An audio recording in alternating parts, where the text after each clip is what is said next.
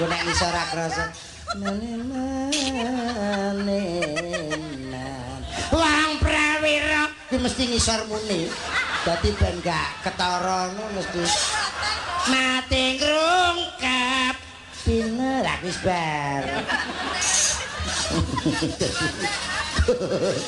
Yo banterke guys.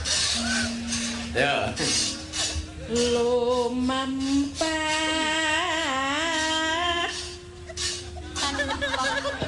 tanpa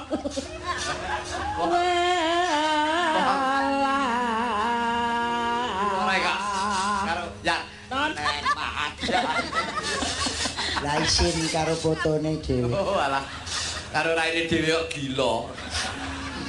Niku tenang kok. Jajal godhoken banyu anget ora guni. Sapa? Alah ora usah nganggo banyu anget kantene tak kom nggon bensin. Ngecocor dhewe ra iso medhon.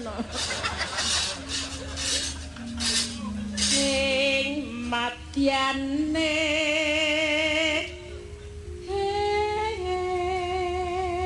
Jolo niti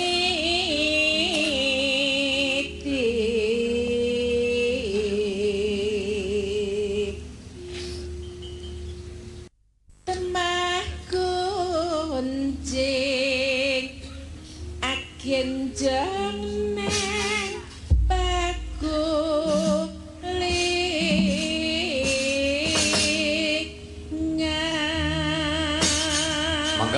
langgam witing tresna Mbak Warni menika kula aturaken dhumateng dinanipun Buari witing tresna menika saking Buari katur Mas Ari. Oh iya witing tresna jalanan saka kulino.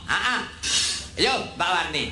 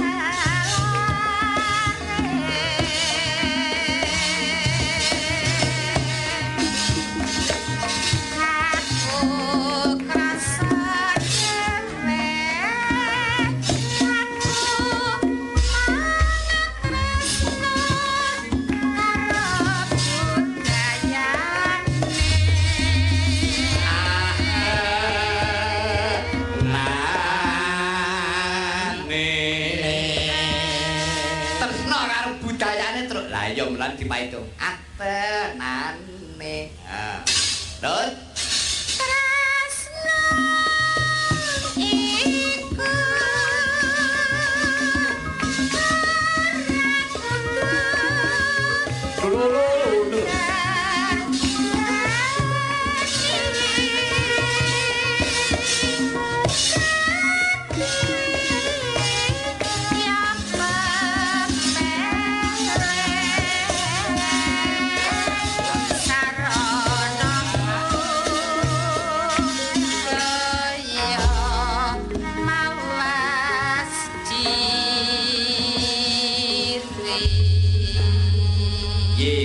sampeyan ku nek ning omah nek ora metruk ya mung otak-atik gawe tembang. tak kelumpukke dadi pirang-pirang. Wah, ya pi klebune gari anak putu to. Iya no. Ning ya kuwi mau tak aturke ngarep. Tembangku isine mung bangsa pitutur, nek ora ya ngritik, nyemoni. Ngono ya? Iya. Iki mau sing pungkasane mau. Tresno iku ora kudu andar beni. Dadi wong tresno ora kudu kepek bojo rek. Apa iya? Iya.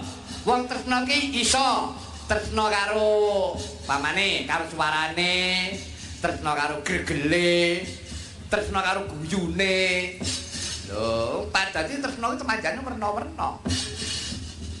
Oh iya to, mulane kuwi dadi yo pepelik sarana budaya mawas diri. Nek kene lho.